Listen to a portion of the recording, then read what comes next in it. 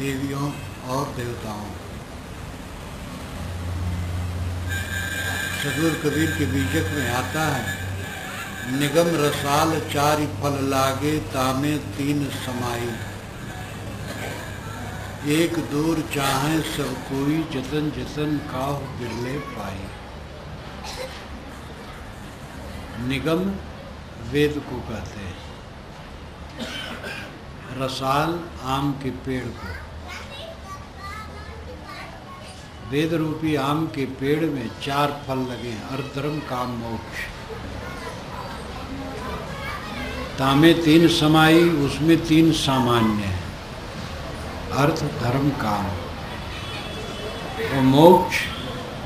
एक दूर चाहे सब कोई, एक जो मोक्ष है वो दूर है और सब कोई उसे चाहते हैं, जाने अनजाने। जतन जतन काव बिरले पाई, साधना करते करते कोई बिरले उसे पाता है। भारतीय परंपरा में पुरा काल से अर्थ धर्म काम मोक्ष 4 पुरुषार्थों का निर्धारण किया गया है। पुरुषार्थ का मतलब है पुरुष का प्रयोजन, और पुरुष का अर्थ है आत्मा। ये जो घट घट में बैठा आत्मा है, जीव है, वो पुरुष है। पुरुष क्यों कहलाता है? क्योंकि आगे आगे वो ज्ञान का प्रकाश करता है। पुर-उष, पुर नाम आगे, उष नाम जलाना। आगे आगे ज्ञान का प्रकाश जलाना। जीव जहाँ रहता है ज्ञान करके काम करता है, जान करके करता है। हवा जान करके नहीं चलती है, लेकिन कुत्ता दौड़ता है तो जान करके दौड़ता है। अगर आग हो तो कुत्ता आग में पैर नहीं रखे। तो पुरुष इसलिए कहलाता है जीवात्मा, क्योंकि आगे आगे वो ज्ञान का प्रकाश करता। पुर-उष, पुर नाम आगे, उष नाम जलाना। चाहे नारी के शरीर में, चाहे नर के शरीर में, चाहे नपुंसक के शरीर में, आत्मा को पुरुष कहा जाता है। और उसका अर्थ प्रयोजन क्या है? 4, अर्थ धर्म काम मोक्ष। अर्थ और धर्म ये पुरुषार्थ नहीं, पुरुषार्थ के साधन। काम और मोक्ष पुरुषार्थ। पुरुषार्थ नाम पुरुष का प्रयोजन है, मनुष्य का प्रयोजन है काम और मोक्ष। काम का अर्थ है कामनाएं। जीवन में कामनाओं का अपना महत्व है। भोजन की कामना है, वस्त्र की कामना है, मकान की कामना है, और सामान्य लोगों को पति और पत्नी की भी कामना है, बच्चे की कामना है। ये सब कामनाएं। कामनाएं पूरी होती हैं अर्थ से। धन होता है तो आप मकान बनवा सकते हैं। धन है तो और भी कोई योजना चला सकते हैं। धन के बिना भोजन वस्त्र भी संभव नहीं है। अर्थ का अर्थ है धन। अर्थ साधन है और काम साध्य है। साध्य यानी पुरुषार्थ, पुरुष का प्रयोजन। धर्म साधन है और मोक्ष साध्य, पुरुषार्थ है, पुरुष का प्रयोजन है। काम और मोक्ष ये दोनों मनुष्य का प्रयोजन है। भोजन, कपड़े और निवास, ये 3 अत्यंत जरूरी है। इसके बिना किसी चल नहीं सकता है। जीवन मुक्त संत को भी तीनों चाहिए, भोजन, कपड़े और रहने की जगह। इसके बाद और आवश्यकताएं पड़ती हैं। रोग लग गया तो दवाई की ज़रूरत है और कई आवश्यकताएं आ जाती हैं। विवाह शादी करने में और ज़्यादा ज़रूरी है, धन की ज़रूरत है। बाहर से लड़की ला करके उसको पालना निभाना मामूली बात नहीं। पहले तो सरल भी था, अब कठिन हो गया। आजकल तलाक बहुत हो रहा है, विवाह टूट रहा है। गरीबों में नहीं, धनियों में और मध्यम वर्गीयों में, पढ़े लिखे लोगों में ज़्यादा हो रहा है। अभिमान बढ़ गया।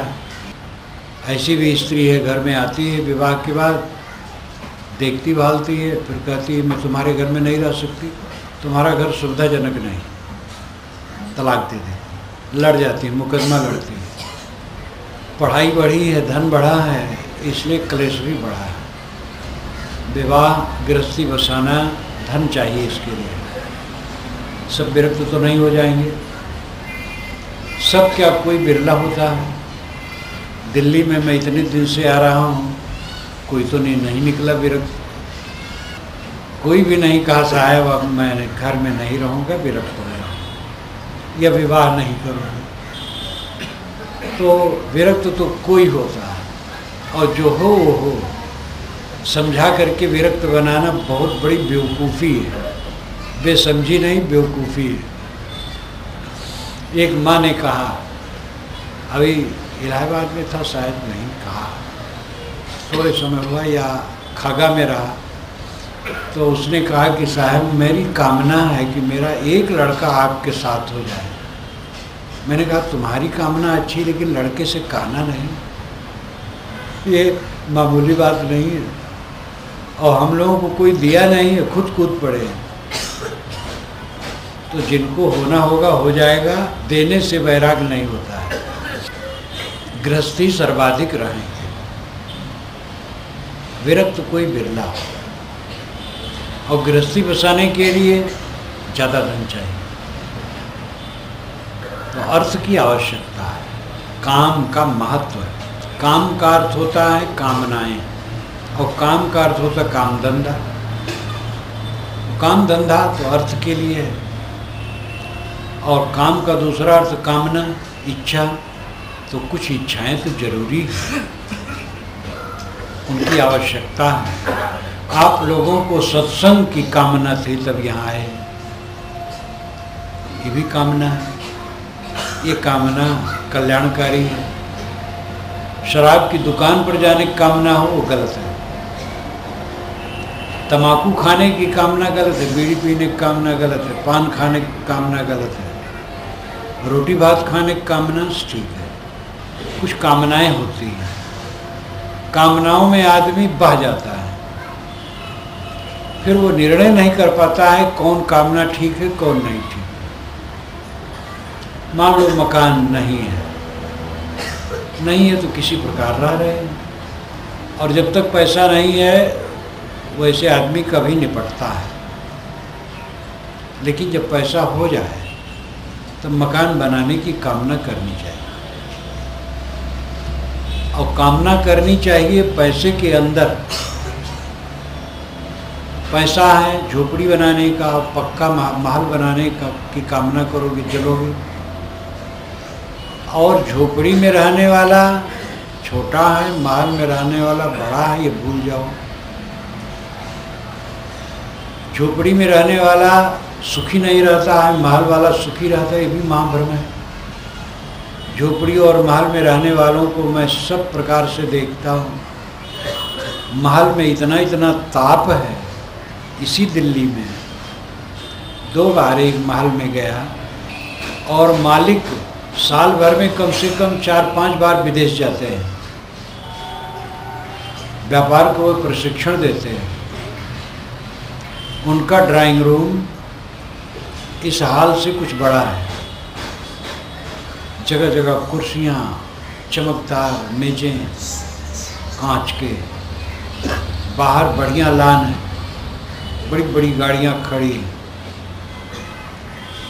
जलपान मेरा हुआ, जब वो मेरे पास बैठे, उनके बच्चे बैठे, तो सब उदास, सब दुखी, अवसाद भरे। झोपड़ी वाले ऐसे अवसाद में नहीं रहते, मजदूर ऐसे अवसाद में नहीं रहते। मजदूरों में जाता हूँ, झोपड़ियों में जाता हूँ, वो अवसाद, वो पीड़ा वहाँ नहीं देखता हूँ, महलों में जो देखता हूँ। क्यों? समझ नहीं। जो चीज़ें हैं उससे बड़ी लंबी कामना है। महाभय उनकी लड़की बैठी, लड़की बिल्कुल अप टू डेट, शर्ट और पैंट पहने,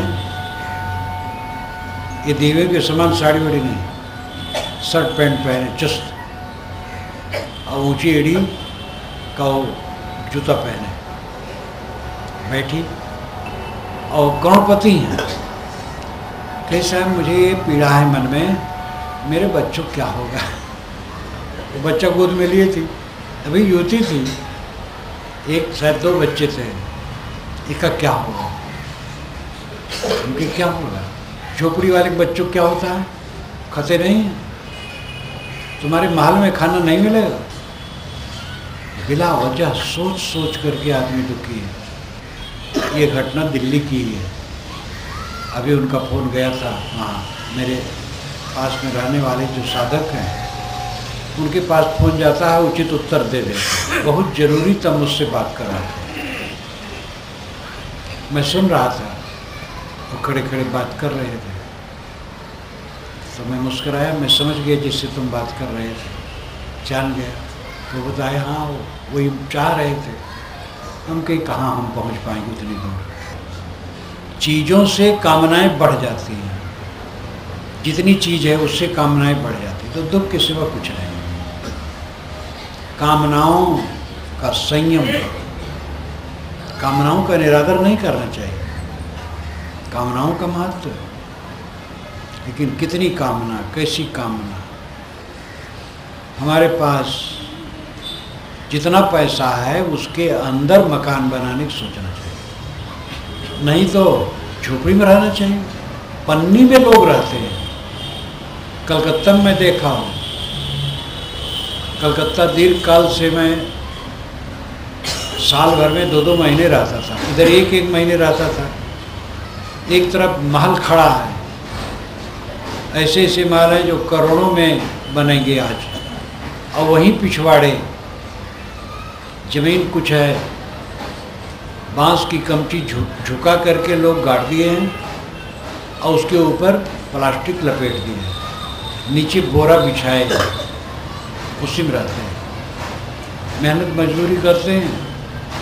3 पत्थर या 3 ईंट रख लेते हैं, उसी पर अपनी डेगची चढ़ा देते हैं, वही उनका चूल्हा है। कि ईंधन का जुगाड़ करना पड़ता है।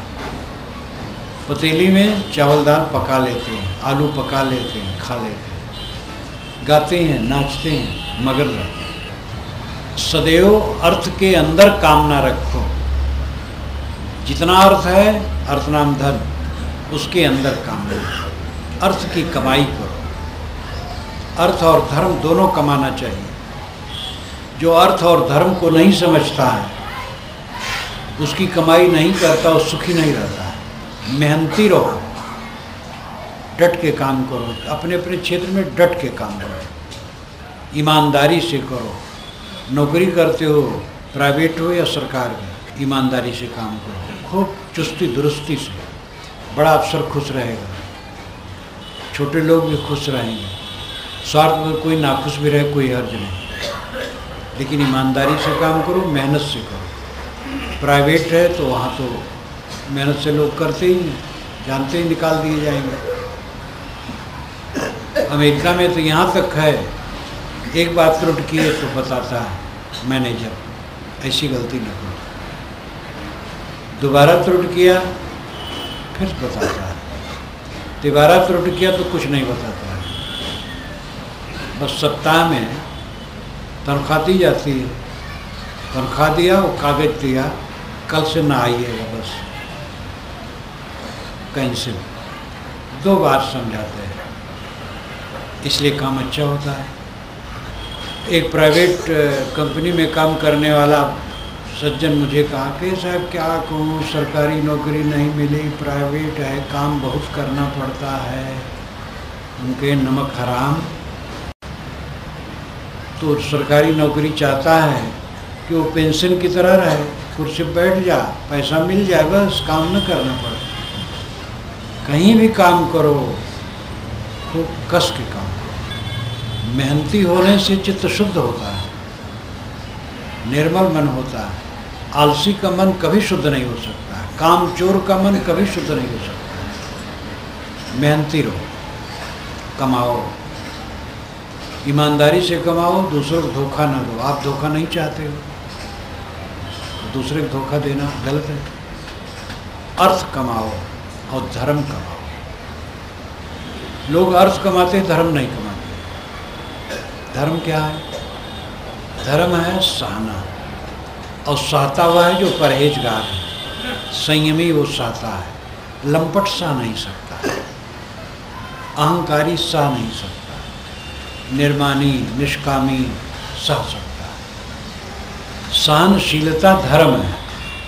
जो सहनशील है वो दान कर सकता है, असहनशील दान नहीं कर सकता है। वो तो सब चीज अपने ही लिए कम मानेगा, दान कैसे करेगा? जो सह सके वो दान कर सकता है। पैसा जेब से निकालना मामूली बात नहीं है। सहनशील आदमी निकालेगा, असहनशील नहीं। दान करना, सेवा करना, ये धर्म के बाहरी फूल फल है। धर्म का असली रूप है परहेजगारी, सहनशीलता। अपने में सहनशीलता होना है। सहनशीलता एकाएक नहीं आएगी। कुछ सौभाग्यशाली लोग हैं जिनमें स्वाभाविक सहनशीलता होती है, मृदु होते हैं, मीठा बोलते हैं, कोई कुछ कह दे उत्तर नहीं देते, सह लेते हैं। स्वाभाविक गुण है ये, किसी किसी को होता है। बाकी सबको साधना करके स्थिति बनानी पड़ती है। सहनशील बनो। धर्म का लक्षण है सहनशीलता, और फिर उसमें सब शाखाएं फूटेंगी। दूसरे का हक न मारना, अपने हक की चीज़ जो बन सके दूसरे की सेवा में भी लगा देना, परोपकार करना, मीठा वचन बोलना, ये सब उसमें फलेंगे। असहनशील, दुर्बल आदमी, लोभी, लालची कुछ नहीं कर पाएगा। धर्म की कमाई करो।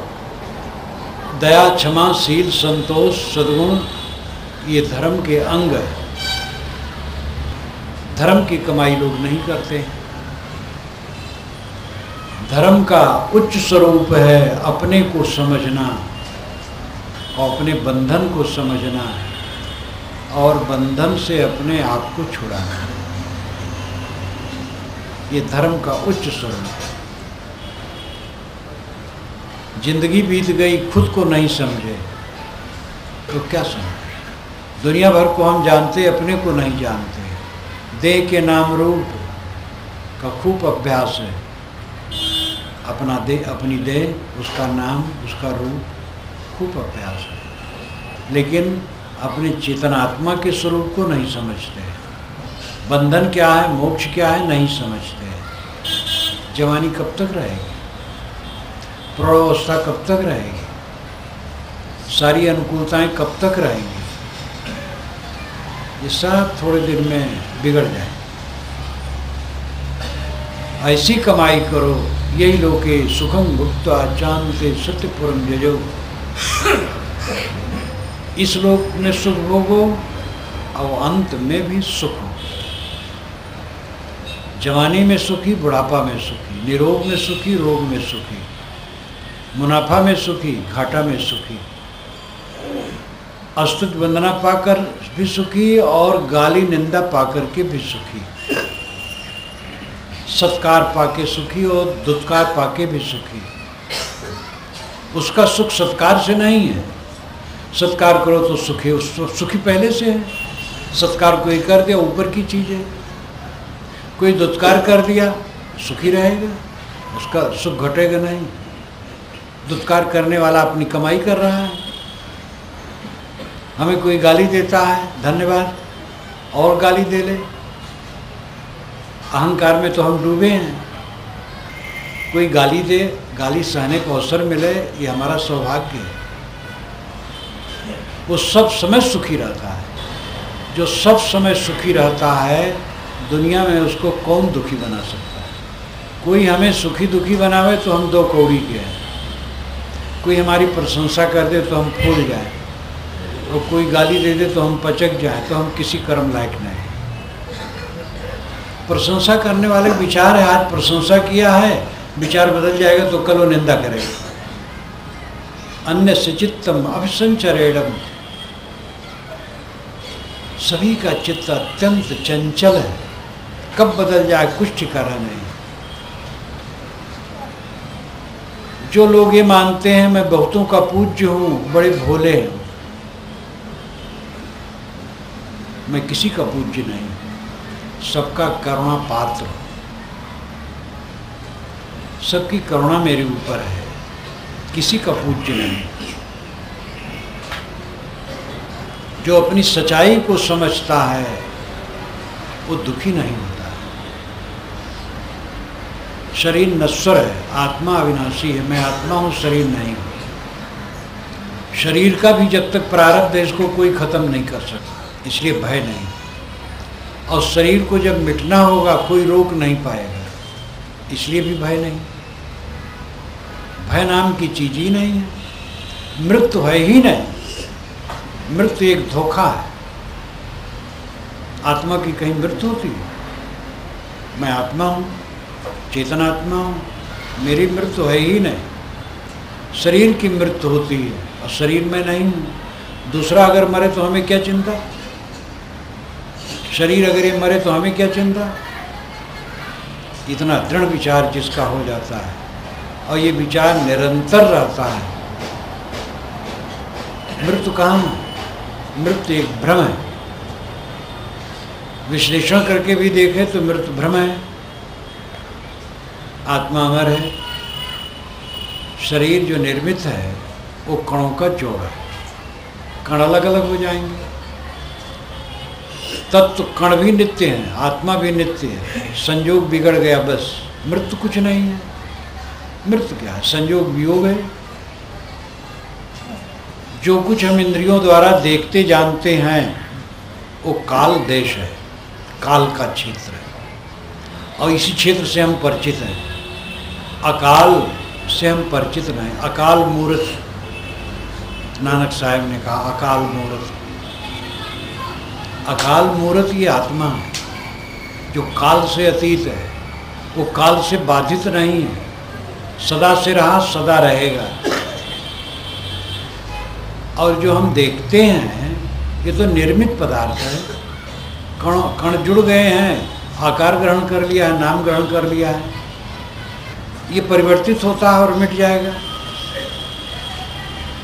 इस तथ्य को जो निरंतर देखता है कब दुखी रहेगा और कब भय करेगा, और उसमें मौत कहाँ है? जो दिखाई देता है उसके प्रति उसकी स्पृहा ही नहीं, उसमें राग ही नहीं, मोह ही नहीं, तो भय कैसा? भूर्णाम वैराग्य मेवा भयम। भर्तृहरि जी का एक श्लोक है जिसका अंतिम ये पद है, अंतिम पंक्ति है, भूर्णाम वैराग्य मेवा भयम। भूय संसार की भूमंडल, नृणाम मनुष्यों के लिए, नृ मनुष्य को कहते हैं, नृणाम मनुष्यों के लिए, वैराग्यम एवं अभयम, वैराग्य ही अभय पद है। गृहस्थ लोग सोचते हैं तो साधुओं की बात है, साधु गृहस्थ की बात नहीं, वैराग की बात है। वैराग मन की अवस्था है, कपड़ा नहीं है। अनासक्ति वैराग्य है। जो अनासक्त है वो दुखी नहीं होता, निर्भय है।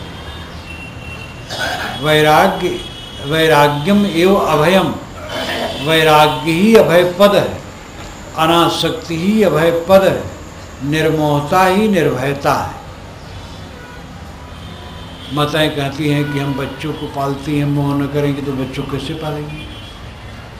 मोह करो, बच्चों को पालो, रो और क्या करो। आज तो हंसो, जब जवान लड़का हो जाएगा तुम्हारे पास नहीं बैठेगा तब रोगी, और जवान होकर के कट कह देगा तब रोगी कि हमने पाला पोसा बड़ा बनाया और हमें कट कह रहा है। पालो पोसो, मोह न करो। क्या नौकरानियां धनी घरानों में बच्चों पालती पोसती नहीं लेकिन मोह नहीं करती, अपना नहीं मानती? इसी ढंग से पालो पोसो। हम जहाँ हैं स्वजन हैं, उनके साथ कर्तव्य है, लेकिन निर्मोह होकर के काम करें। अर्थ धर्म काम मोक्ष, ये 4 पुरुषार्थ हैं। पुरुषार्थ नाम मनुष्य के प्रयोजन, लेकिन मनुष्य के प्रयोजन पुरुषार्थ 2 हैं, काम और मोक्ष। अर्थ और धर्म उसके सहायक है। अर्थ से काम पूरा होता है और धर्म से मोक्ष पूरा होता है। इसलिए अर्थ और धर्म की कमाई सबको करना चाहिए। धन कमाओ ईमानदारी से, परिश्रम से, और जितना मिले उसमें गुजर करो। अपने कामना को उसी में समेट के रखो और धर्म की कमाई करो। आत्मसंयम, परहेजगारी, शील, सुंदर बर्ताव, आत्मज्ञान प्राप्त करो और मोक्ष प्राप्त करो। एक दूर चाहे सब कोई, एक मोक्ष है। साहब कहते वो दूर है, दूर कहीं अलग थोड़े है, दूर है मोह के कारण। मोक्ष आपका स्वरूप है, लेकिन मोह है तो दूर लगता है। मोह मिट गया तो निकट है। मोक्ष अलग नहीं कि उठा करके ले आओ। दूर कहना एक तरीका है। जब तक मोह है तब तक मोक्ष दूर है। मोह मिट गया तो हाजिर हुजूर है, स्वयं है। जतन जतन काव बिरले पाई। श्रम करते करते कोई बिरले पाता। धनी लोग एक लागे धनी हो जाते हैं, बहुत वर्षों के बाद तब कोई धनी होता है। विद्वान बहुत वर्षों के बाद कोई विद्वान होता है। इसी प्रकार आत्म शांति का काम करने वाला बहुत दिनों के बाद धीरे धीरे धीरे धीरे उसका उद्वेग घटता है, उलझने घटती हैं, शांति बढ़ती है। पूर्ण शांति सागर लंबे अंतराल में साधक होता है। कोई भी सिद्धि एक क्षण में नहीं होती है। चाहे पूंजीपतियों को देखो, नेताओं को देखो, विद्वानों को देखो, या और किसी कलाकार को देखो, दीर्घ काल के परिश्रम का परिणाम उसकी सिद्धि है। जतन जतन काहु बिरले पाई। जो परिश्रम करेगा, साधना करेगा, साधना मार्ग में उसको शांति मिलेगी। क्यों कमाते हो? खाने के लिए। क्यों खाते हो? जीने के लिए। क्यों जीते हो? इसका पता नहीं। यही जीवन का सबसे बड़ा धोखा है। कमाओ खाने के लिए, खाओ जीने के लिए, और जियो सुख से रहने के लिए। कमाते खाते तो हैं और जीते भी हैं, सुख से नहीं रहते। झोपड़ी वाले सुखी नहीं, माल वाले सुखी नहीं, क्योंकि विवेक नहीं है। सही अर्थ की कमाई नहीं, सही कामना के विषय में समझ नहीं, उस पर संयम नहीं, धर्म की समझ नहीं, उसका आचरण नहीं, मोक्ष तत्व को समझते नहीं। जो जीवन का असली हिस्सा समझते ही नहीं। बैल की तरह खाली कमा लेते हैं, खा लेते हैं, बच्चे पैदा कर लेते हैं, लड़ झगड़ लेते हैं, कलह करते हैं, झींकते हैं, कटु कहते हैं, उलझते हैं, उलझते उलझते मर जाते हैं। इसलिए अर्थ धर्म और काम मोक्ष को पहले समझना होगा, ठीक कमाई करना होगा, जीवन को दुरुस्त और चुस्त बनाओ। भौतिक पक्ष अपना महत्व रखता है, आध्यात्मिक पक्ष अपना महत्व रखता है। दोनों की जरूरत है। दोनों में सही समझदारी, सही प्रयास से हमारा मंगल होने वाला है। मैं अपनी वाणी को विराम देता हूँ।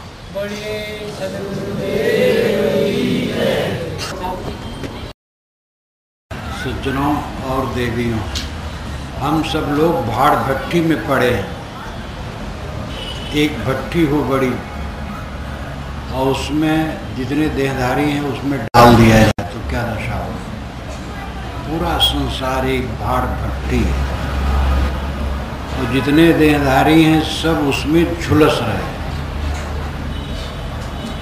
यही सच्चाई है, लेकिन इसका बोध नहीं। झुलस तो सब रहे, लेकिन उसमें सुख मान रहे हैं, और जितना सुख मान रहे हैं उतना और जल रहे हैं। देह धरने मतलब क्या है? दुख भोगना। कहते वाह इसमें सुख नहीं मिलता, जरूर सुख मिलता है। वही सुख दुख लाता है। जो सुख मानते हो देह धर करके वही दुख लाता है। ये निर्वेद, ये विवेक निर्वेद है। दूसरा पक्ष है दुनिया में आनंद है।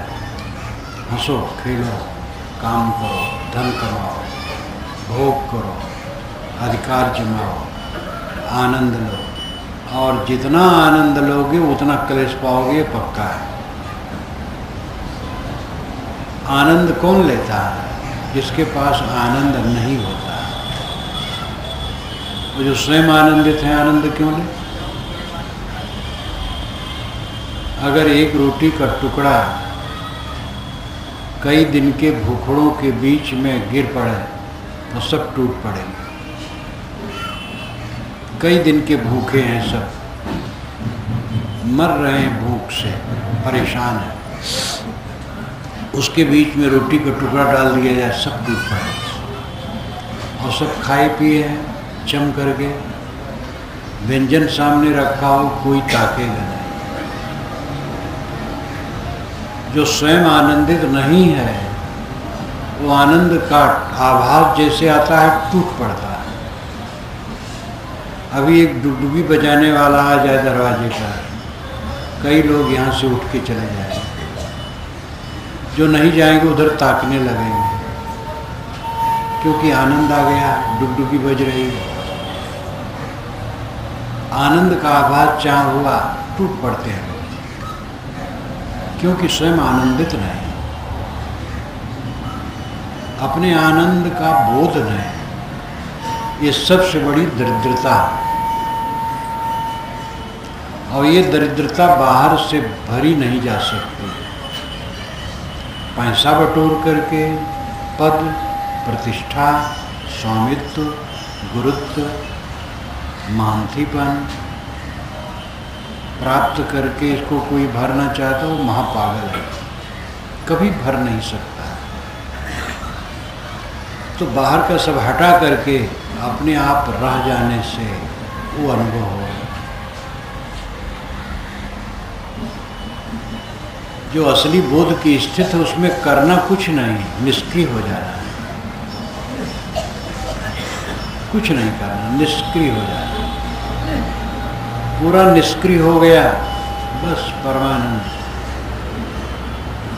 लेकिन पूरा निष्क्रिय हो गया तब खाना पानी, यही समझना है। सक्रिय रहना है और निष्क्रिय होना है, कर्म करना है और निर्वेद का अनुभव करना है। निर्वेद और कर्म में द्वंद्व है। निर्वेद का अर्थ है ग्लानि, संसार की सच्चाई को देखना निर्वेद है। कर्म है मेहनत करना। स्त्री और पुरुष के शरीर, ये दोनों के लिए आकर्षण के केंद्र हैं अविद्या बस। युवक युवती में, युवती युवक में आकर्षित है।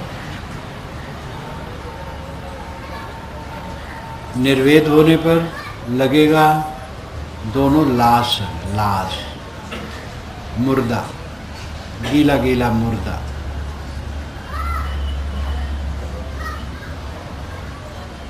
हड्डी का ढांचा अंदर में है, टट्टी पेशाब की थैलियाँ, नसें फैली, उसमें रक्त प्रवाहित है, मांस है, पसीना है, चाम लपेटा है।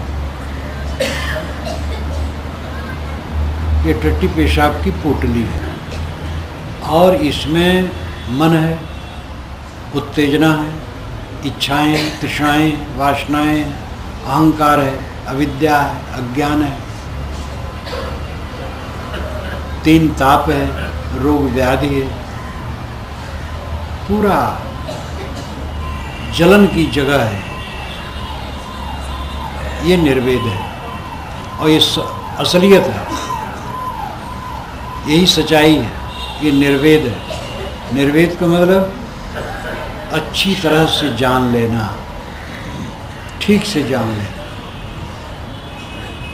दूसरा कर्म है, मेहनत करो, जहाँ रहो मेहनत करो, व्यापार में, खेती में, नौकरी में, कहीं भी रहो मेहनत रहो, श्रमशील रहो, उद्योगशील रहो। भोजन की ज़रूरत है, कपड़े की ज़रूरत है, जगह की ज़रूरत है, रहने की जगह। दूसरे द्वारा जो हमारी सेवा होती है बदला भी देना है, दूसरे की सेवा करना है। इसलिए मेहनत करो, मेहनत करो, कर्म करो और निर्वेद से रहो। ये दोनों में झगड़ा नहीं। जो नहीं समझते हैं वो झगड़ा में पड़ जाता है। निर्वेद वाले कर्म की निंदा करते हैं, कर्म वाले निर्वेद की निंदा करते हैं। दोनों समझते नहीं। कर्मशील हैं वो कहते वैराग की चर्चा अहितकर है, खतरनाक है। वैराग वृत्त वाले कहते कर्म खतरनाक है। ये दोनों गलत है। वैराग की जरूरत है, कर्म की जरूरत है। सब कुछ नश्वर है, वो कुछ मेरा नहीं, ये सच्चाई है। इसको दिमाग में रखना। और जहाँ हम हैं वहाँ जिम्मेदारी है, काम करना, ये भी समझे।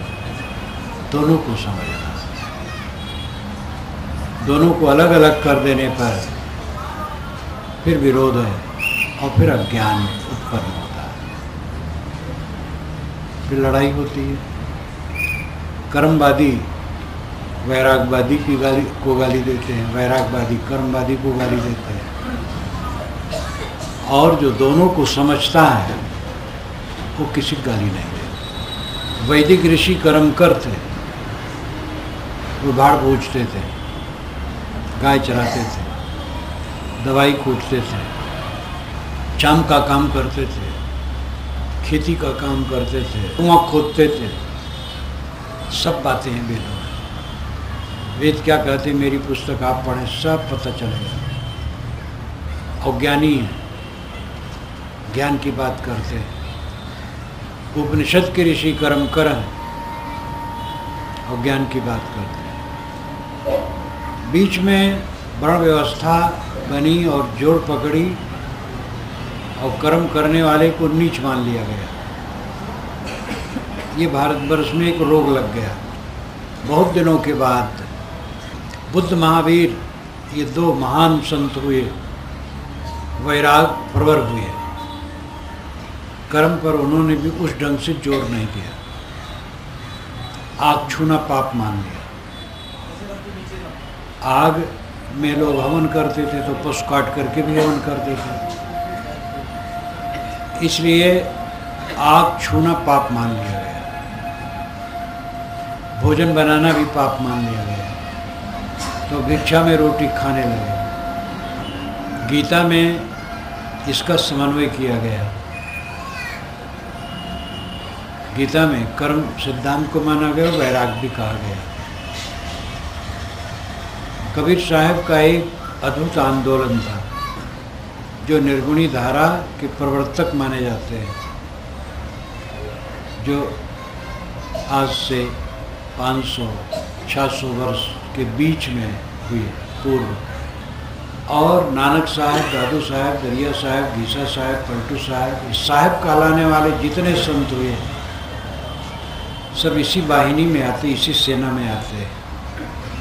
ये सब कर्म को प्रधान माने और वैराग को भी प्रधान माने। कबीर वाणी में आप देखिए वैराग भरा है, लेकिन कर्म की प्रधानता है। तो स्वयं कर्मशील थे। उन्होंने अपने को खुद जुलाहा कहा और कई बार कहा, कर्म करना बुरा नहीं है, कर्म करना तो इज्जत का काम है। हल चलाना पुण्य, कपड़ा बुनना पुण्य, भोजन के बाद वस्त्र की ही आवश्यकता है। वर्ण व्यवस्था के अभिशाप ने कर्म को घृणित कर दिया। किसान जो हल चलाता है वो विश्व भगवान है, जगत पालक है। विश्व भगवान पालक कहलाते हैं, लेकिन उन्होंने एक बोरा गेहूं धान कहीं भेजा है? ये किसान भेजते हैं।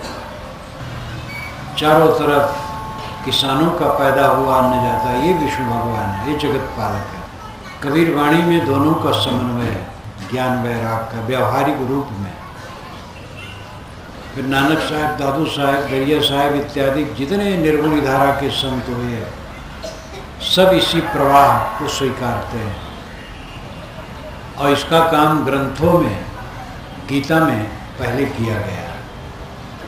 व्यवहार में तो ज़्यादा नहीं आया, लेकिन गीता का लेखक विद्वान था, योग्य था और समस्त भारतीय परंपरा को जानता था।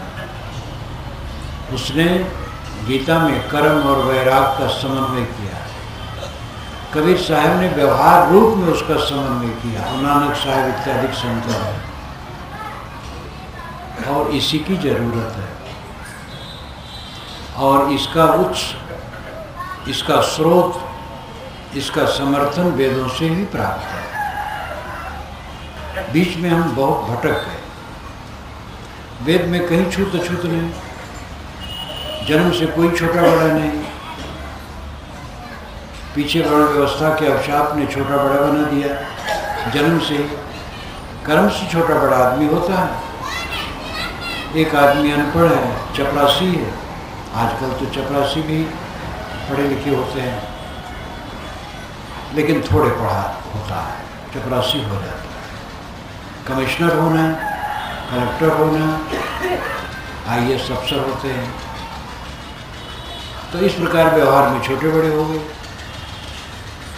लेकिन मौलिक रूप में दोनों बराबर हैं। दूसरे पक्ष में जो सद्गुण संपन्न हो बड़ा है, जो दुर्गुण में डूबा वो छोटा है, लेकिन मौलिक रूप में आदमी छोटा बड़ा नहीं।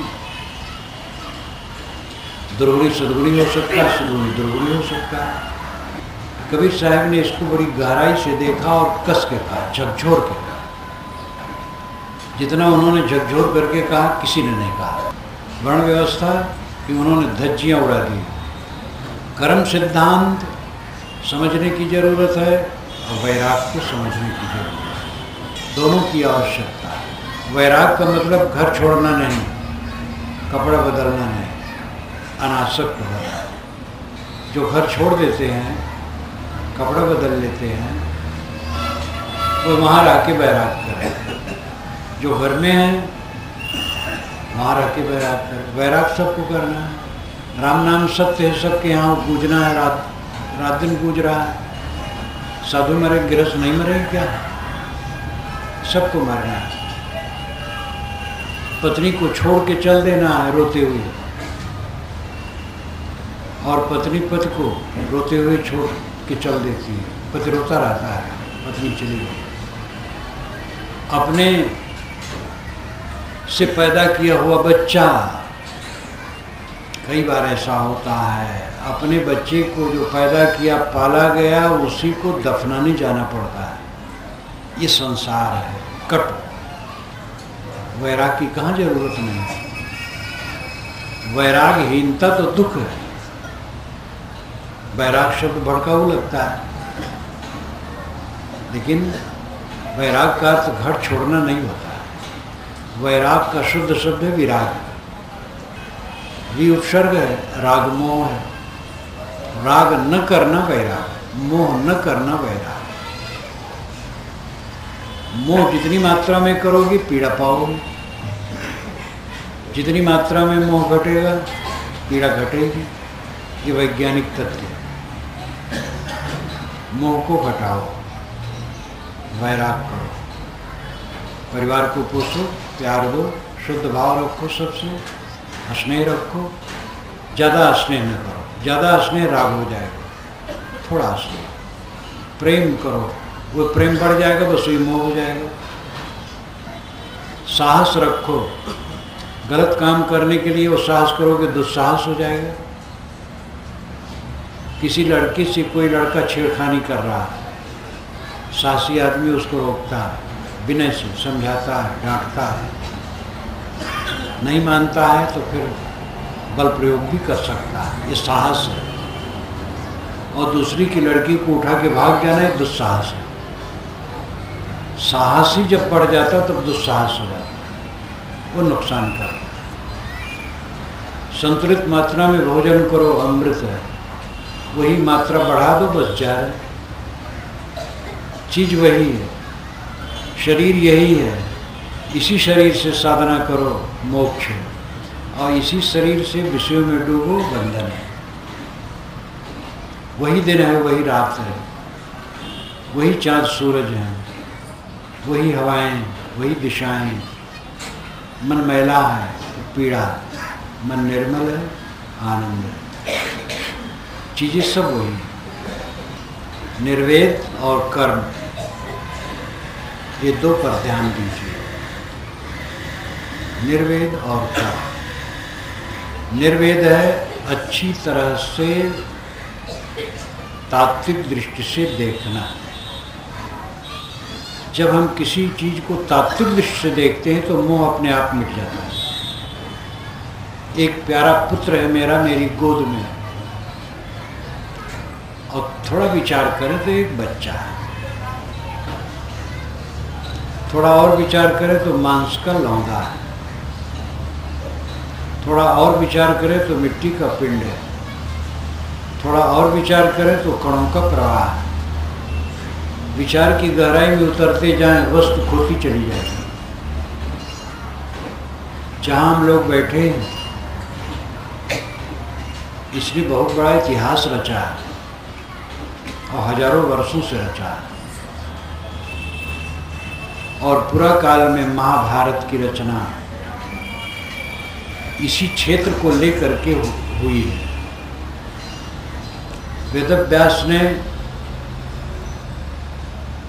बद्रिकाश्रम तरफ जाकर के बैठ करके लिखे, कहा जाता है।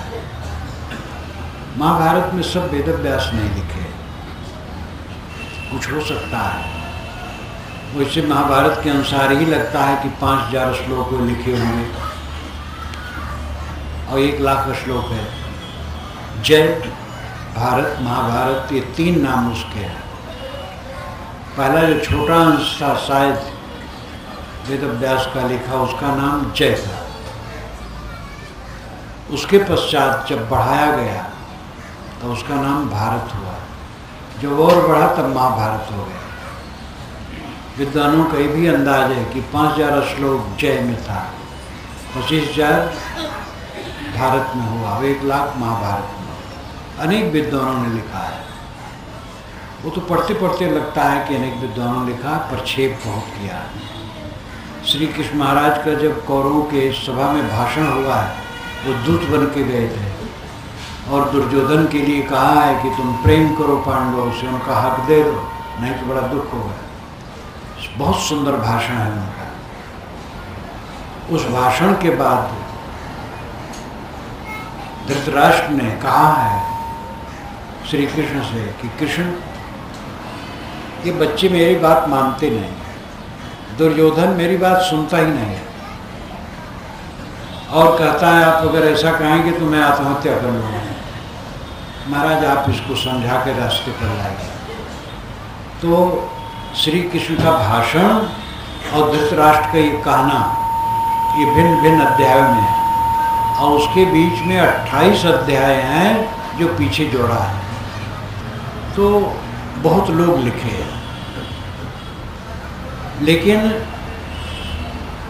जो कोई लिखे हैं उसका जो कार्य रूप रहा वो यही क्षेत्र है, दिल्ली का। दिल्ली का क्षेत्र यमुना का किनारा इंद्रप्रस्थ था और पूरब जो गंगा बहती है बहुत दूर, वहाँ पर हस्तिनापुर। हस्तिनापुर में दुर्योधन का राज्य और इंद्रप्रस्थ में युधिष्ठिर का राज्य कायम कर दिया था धृतराष्ट्र ने। पीछे गड़बड़ी हुई, सब मारकाट और विनाश, उस पर महाभारत बना। क्या रहा आज कुछ है? हजारों वर्षों से कुछ नहीं। तुर्क आए गए, मुगल आए गए, कितनी सत्ताएं, अंग्रेज आए गए। अब आज 60 वर्षों से स्वतंत्र भारत का राज चल रहा है। लेकिन इसमें जवाहरलाल महान नेता, वो केवल भारत के नहीं विश्व के नेता माने जाते थे। कहाँ है, कौन अब सभाओं में भी उनका नाम कौन लेता है? इंदिरा गांधी इतने दिनों तक राज्य की और बहुत जबरदस्त नेता मानी जाती थी, कौन नाम लेता है? अटल जी कुछ वर्षों तक तो राज किए, 5-6 वर्ष तक, लेकिन वो मासूम हो करके कमरे में पड़े। अडवाणी उम्मीदवार हैं, लेकिन वो भी बूढ़े हैं और उनकी पार्टी वाले ही उन पर विश्वास नहीं करते हैं सब, और बेचारे उनकी आशा जैसे निराशा में रह जाएगी। संसार कैसा जीर्ण है, यहाँ क्या धारा है? दुख के अलावा कुछ है? केवल दुख दुख। लेकिन इसका मतलब क्या है? हम दुखी रहे हैं? हमें दुख है ही नहीं, लेकिन हम अपने को समझते नहीं, हम तो कुछ और है। द्वैत में दुख है, अद्वैत दुखहीन अवस्था है। द्वैत अद्वैत का झगड़ा भी है।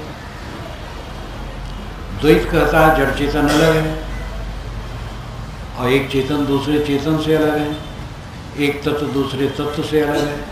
अद्वैत कहता है केवल एक ब्रह्म और कुछ है ही नहीं, दुनिया है ही नहीं, संसार है ही नहीं, जड़ नाम की चीज कुछ है ही नहीं, एक ब्रह्म है बस। इसको समझा नहीं पाते। एक ही ब्रह्म है तो ये चांद सूरज ये मकान वकान दिखाई देता है, ये क्या है? तो ये भ्रम है, और इसी भ्रम को लेकर के कम करते हैं।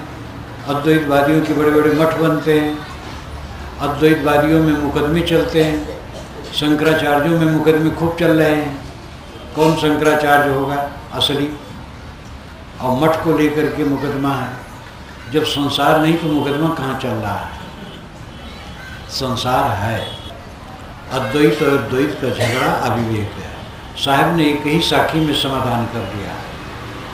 एक कहो तो है नहीं, दो कहो तो गाय है जैसा। अगर मैं कहूँ एक है तो है ही नहीं, एक है तो कहा किससे जाएगा? अनेक हैं, देखो यहाँ बहुत बैठे हैं, एक तो है ही नहीं। एक तत्व नहीं अनेक तत्व हैं, एक आत्मा नहीं अनेक आत्मा है, तो एक कहाँ? लेकिन जब अंतिम स्थिति में पहुंच गया समाधि में, बोध दशा में, तो वहाँ द्वैत कहाँ है? सारे संकल्प शांत हो गए, अपने आप शांत, वहाँ द्वैत कहाँ? अकेला है। अगर उसमें द्वैत कहा जाए, कोई अलग भगवान बैठा उससे मिलना है, साहब कहते गाली, तो गाली देना है उसको। कौन भगवान परमात्मा बैठा जिससे मिलो? मिलना तो द्वैत में होता है, अनमिल हो जाना अद्वैत है। चित्त शांत हो गया, अकेला रह गया, शेष बका। संख्या में भाग देते गए, जब तक संख्या रही भाग होता गया, जब एक रह गया तो शेष बचा हुआ। संस्कृत में कहते हैं शेष, अरबी में कहते हैं बका, बाकी। सब छोड़ दिया, बका रह गया, बाकी रह गया स्वयं। बका पर लोग ध्यान ही नहीं रखते, शेष पर ध्यान ही नहीं रखते। आजकल में क्या होगा? सांस टूट जाएगा, देह जल जाएगी या गाड़ दी जाएगी, पानी में फेंक दी जाएगी, बका रह जाओगे अकेले। लेकिन बका क्या रह जाओगे जब दुनिया में मोह लगा है? फिर भटक करके देह धरना होगा। ऐसा करो अब देह न धरना होगा। देह नहीं धरोगे तो जलेबी कहाँ खाओगे, सिनेमा कहाँ देखोगे? ये जो राग है मन का, यही फंसा फंसा के ले जाता है। जो दुनिया की आसक्ति है, यही दुनिया में लाके पटक देती है। धन्य है वह जो ये समझता है कि पूरी दुनिया दावा नल है, पूरी दुनिया आग की भट्टी है, इसमें जलना है कि और कुछ नहीं, इसलिए इसमें आना नहीं। ऐसा जो समझता है अनासक्त आत्मलीन, उसका मन कहाँ चलेगा? चारों तरफ तो दावा नल है, कहाँ जाएगा? आत्मलीन, आत्मलीन हो गया, अद्वैत हो गया, अकेला हो गया, वहाँ दुख कहाँ है? द्वैत में दुख है। द्वैतादि वही भयम बहुत निश्चित है, द्वैत में भय उत्पन्न होता है। मन जब कुछ सोचा, भय शुरू हुआ, सोचना बंद हुआ, भय खत्म। गाड़ी नींद में आपको कौन सा भय है? कुछ सोचते ही नहीं, सपना भी नहीं देखते गाड़ी नींद में। परमानंद सुसुप्त, असली सुसुप्त जिसमें स्वप्न न हो, स्वप्न रहित निद्रा असली सुसुप्ति। सुसुप्ति का अर्थ है अपने को पाना, स्व अपीत सुसुप्त। सुसुप्ति का पदच्छेद करके विद्वानों ने माना है, उपनिषद के विद्वानों ने, स्व अपीत सुसुप्त। स्वनाम खुद, अपीत नाम पाना, खुद को पाना सुसुप्ति। जागृत में हम प्रपंच को प्राप्त होते हैं, स्वप्न में प्रपंच के आभास को प्राप्त होते हैं, और सुसुप्त में हम अपने आप को प्राप्त होते हैं। अपने आप को प्राप्त होना ये जीवन का फल है। निर्वेद होगा तब ये दशा आएगी, जब दुनिया लगेगी कि भट्टी सब जल रहा है, और है यही दशा है, समझ में नहीं आता है। जब वो बीमारी आती, बुढ़ापा आता है, तब लगता हाँ दुख है। डॉक्टर शंपूर्णानंद जैसा महापुरुष, बड़ा विद्वान और तार्किक, कबीर जैसी भाषा उनकी, नेता थे, काशी के निवासी थे। उन्होंने अपनी पुस्तक में लिखा कि संतों ने बहुत ज़्यादा कह डाला है दुनिया दुख रूप है, इतना कहने की जरूरत नहीं थी। जवानी में उन्होंने लिखा, रोगी हुए, बूढ़े हुए, अस्वस्थ हुए। राजस्थान के गवर्नर थे उस समय, लेकिन अस्वस्थ हो गए, कुछ नहीं कर सकते थे, फिर बनारस ले जाए गए। मैंने उनको पत्र लिखा था, जगन मीमांसा मेरी पुस्तक छप रही थी, और उनका एक बड़ा हिस्सा मैंने उसमें उद्धृत किया था। तो उनको पत्र लिखा था कि आपके चिद्विलास नाम की पुस्तक से ईश्वराधिकरण मैं अपने जगन मीमांसा नाम की पुस्तक में उद्धृत कर रहा हूँ, आपकी आज्ञा चाहिए। तो उन्होंने उत्तर लिखा था कि बहुत खुशी है, छप जाएगा तो 2 कॉपी मुझे भी भेजिएगा। ऐसा दुर्भाग्य कि वो छपते छपते इतना बीमार हुए कि आ गए काशी। काशी विद्यापीठ में वो ज़्यादा रहते थे। विद्यापीठ में उनकी काफ़ी देन थी, इसलिए जब वहाँ में विद्यापीठ में रहे, वहाँ लोग मिलने गए। उन्होंने कहा मैं यही नरक भोग ले रहा हूँ, अब नरक में नहीं आना, अब देह में नहीं आना। ज्ञानी तो थे, उस समय उनको लगा कि ये नरक है देह, अब यही नरक भोग ले रहा हूँ, फिर देह में नहीं आना। उस समय उनको लगा कि है। जवानी में लिख दिए थे ज्ञानी होकर के भी कि संतों ने बहुत ज़्यादा कह डाला है दुनिया दुख रूप है। जब समय आया तब पता लगा, मृत्यु हो गई। उनका घर जहाँ मेरा प्रेस था, जहाँ मैं छपाता था, वहाँ पर था, ऊपर ही 3रे तल्ले पर। तो उनका घर वहाँ से पश्चिम तरफ थोड़ी दूर पर था। फिर अंत में घर में लाए गए। उनकी लाश चली तो मेरे भवन के नीचे से सड़क पर मैंने देखा, ऊपर से कबीर द्वार लिखा था। मैंने एक चपरासी से पूछा कबीर द्वार क्यों लिखा है? वे शंपूर्णानंद को कबीर के प्रति प्रेम था और कबीर जैसे खरे थे। डॉक्टर शंपूर्णानंद जैसा विद्वान ज्ञानी पुरुष जवानी में लिखा कि संतों ने बहुत ज़्यादा कह दिया है दुनिया दुख, इतना कहने की जरूरत नहीं। लेकिन बुढ़ापा में पता लगा, तब कहा मैं यही नरक भोग रहा हूँ, अब नरक में नहीं आना। ये दुनिया की वास्तविकता को जो देखेगा तो लगेगा कि दुनिया दुख से भरी हुई है। उसका स्वरूप समझ लो क्या है, विरोधी तत्वों का संगम है। ऑक्सीजन हाइड्रोजन दोनों विरोधी, ऑक्सीजन प्राणप्रद, हाइड्रोजन प्राणनाशक, लेकिन दोनों मिलकर के जीवनदायी जल बनता है।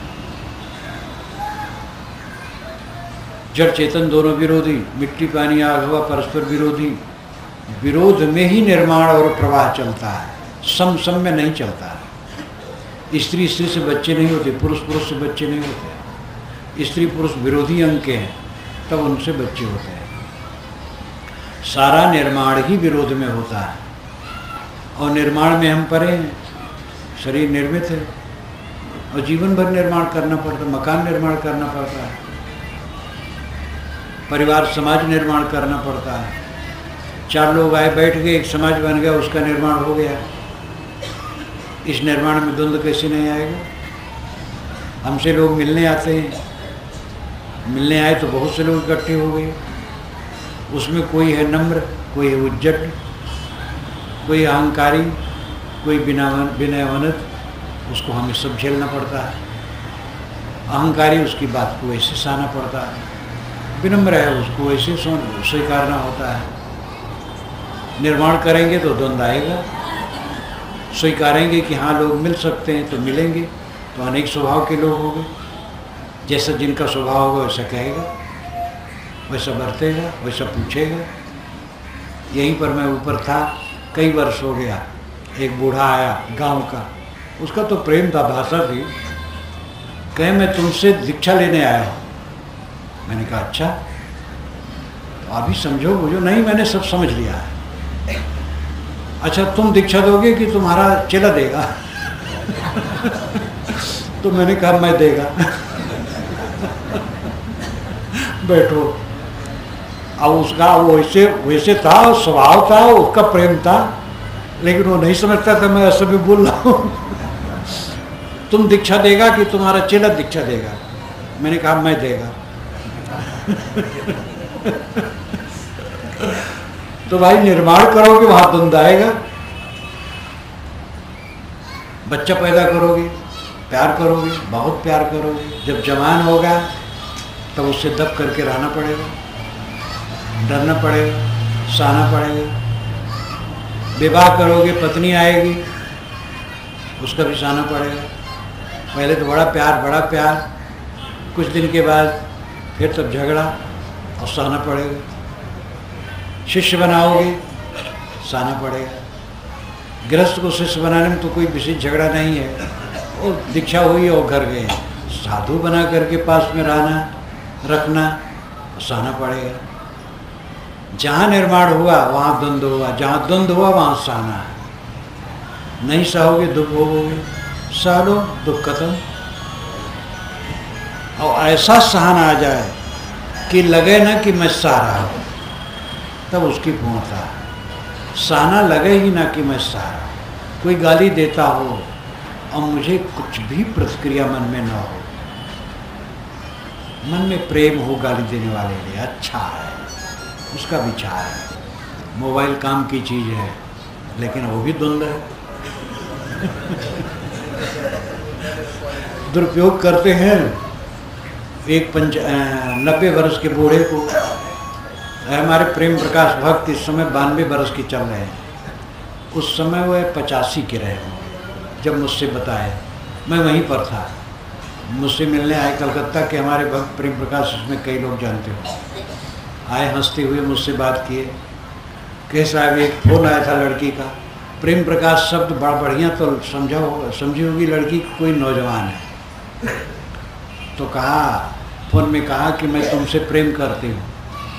तो प्रेम प्रकाश ने कहा बेटी मैं 85 वर्ष का हूँ। तो तुरंत उसने काट लिया।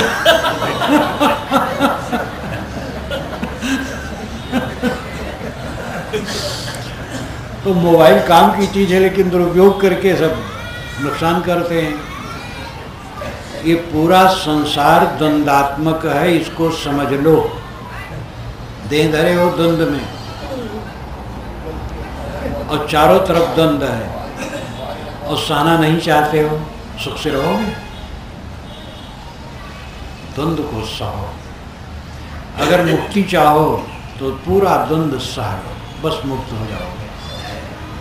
सब सह लो और दूसरे के सहने की चेष्टा न करो। गाली सुन लो, गाली न दो, मुक्त हो जाओगे। बोध चाहिए, बोध हो अपने का और सहन शक्ति हो, निष्काम निर्माण बन जाओ, कृतार्थ हो जाओ। हमारा सांप फनफनाता है, तनिक भी प्रतिकूलता आते ही सांप फनक करके फण काढ़ करके खड़ा हो जाता है। जितना जहरीला सांप हो उतना फनफनाता है। हमारा मन अहंकार से भरा फनफनाता है, इसको कुचलो।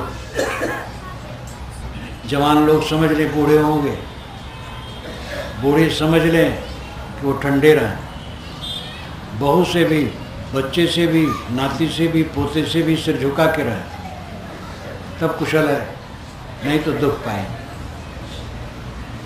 विनम्रता, निष्कामता, निर्माणता। वो खरीम घान परा पहाड़ों कौन गिनती है? अवध क्षेत्र में कहावत कहते देहाती लोग, ओखली में घान पड़ा पहाड़ों कौन गिनती। यानी ओखली में घान डाला गया तो मूसल से कूटा जाता है, तो उसमें कोई गिनती की जाती है? तो मूसल पर मूसल चलते रहते, एकदम सब भूसी अलग कर दी जाती है। देह धरे हो तो कूट कुटुम्बस नहीं होगा, कूटे नहीं जाओगे। पहले समझो ये देह ही संकट है, और इसी देह में रहते रहते विवेक द्वारा जीवन मुक्त हो जाओ। कुछ मेरा नहीं है, कोई मेरा नहीं, व्यवहार है थोड़ा, आप मेरे हैं मैं आपका हूँ, ये व्यवहार है। न आप मेरे हैं न मैं आपका हूँ, ये परमार्थ है। वो दोनों सच है। सच्चाई है कि न मैं आपका हूँ न आप मेरे हैं, और व्यवहार की ये भी सच्चाई है कि आप हम इकट्ठे हैं, तो व्यवहार प्रेम से बरतना होगा। ये दोनों पक्षों को समझो, निर्वेद और कर्म दोनों का पालन करें, जगत की असलियत को समझें, और यहाँ जिसको चारों तरफ से सुख ही सुख की कल्पना होती उसको दुख खूब पेट भर भोगना है। जो कल्पना करता है चारों तरफ से सुख आ रहा है वो खूब दुख भोगता है, भ्रम में पड़ा है। और जो पहले से समझता है दुनिया दुख से भरी है, पहले ही उसका मन ठंडा है, सुख की कामना ही नहीं है। असलियत को समझ ले, मेरा अपना स्वरूप शुद्ध बुद्ध निर्मल परमानंदमय परम सुख स्वरूप, जिसमें दुख नहीं वही सुख, कोई क्लेश नहीं इसलिए आनंद है। सारी कामना छोड़ करके अंतर्मुख हुआ, दुख नाम की कौन चीज है? दुख तो सोच सोच करके है, बाहर मन फैला फैला करके दुख है। बाहर का फैला मन सिमट आया, दुख कहाँ? दुख नहीं तो सुख की जरूरत ही नहीं है। दरिद्रता नहीं रह गई, सुख चाहिए ही नहीं, आनंद चाहिए नहीं, सम्मान नहीं चाहिए। अपमान किया कोई बुरा नहीं है, सम्मान भी झूठ, अपमान भी झूठ। हम स्वयं दूसरे का सम्मान करें, लेकिन सम्मान के भूखे न रहे। देह कणों का जोड़ है, वो हरदम बदलने वाला है, और बदल करके एक दिन शून्य हो जाएगा। अपने पास कुछ रहने वाला नहीं, आत्मा के साथ केवल आत्मा, इसको समझो। और अत्यंत सुख में रहने के लिए सारे विचारों को छोड़ के शांत हो जाओ। कुछ न सोचना ध्यान है, कुछ न सोचना। यद्यपि बड़ी साधना के बाद ये अवस्था आती है, और जब परिपक्व हो जाती है तब साधक क्या पूछना, सदा आनंद कंद है। मन को समेट लिया, अंतर्मुख हो गया। यथा यदा यदा यदा प्रत्यवस्थितं मनः तदा तदा मुंचति बाह्य वासना निःशेष मोक्ष सतवासनानां आत्मानुभूति प्रतिबंध शून्य। ये स्वामी शंकराचार्य ने विवेक चूड़ामणि में कहा। जैसे जैसे बाहर की वासनाएं छूटती जाती हैं, चित्त अंतर्मुख होता जाता है। सारी वासनाएं छूट गई, बस कृतार्थ आनंदमय। जो तू चाहे मुझको छाड़ सकल की आश, मुझ ही ऐसा हुए रहे सब सुख तेरे पास। ये आपकी भाषा में, हिंदी में। साहब की भाषा तो आपकी भाषा है। सब लोग वैरागवान बनो। कपड़ा गृहस्थी पहने रहो और घर में रहो, कोई बात नहीं, लेकिन वैरागवान बनो। मृत्यु केवल साधुओं की नहीं होगी, सबकी होगी। जब मृत्यु है तो वैराग की जरूरत है। अपना काम करो, कर्तव्य निष्ठा से काम करो, ढील ढाल नहीं, आलसी बन के नहीं, चुस्ती दुरुस्ती से सेवा करो और मन में वैराग रखो। सुख की कामना धोखा है। आप में इतना सुख भरा है कि बाहर सुख की जरूरत नहीं। कोई बादशाह हो और घूर पर दाना बीने तो मतलब दिमाग खराब है। हम सुख सागर हैं, आनंद सागर हैं। बाहर सुख खोजते हैं, चाम में, टट्टी पेशाब में, थूक और पसीना में, और दुनिया के कूड़े कबाड़ में सुख खोजते हैं। अपने सुख को समझते नहीं। अपने सुख को समझें, अपनी तरफ लौटें और इसके लिए संतों की वाणी का खूब मनन चिंतन करें और आचरण करें। मैं अपनी वाणी को विराम दूं।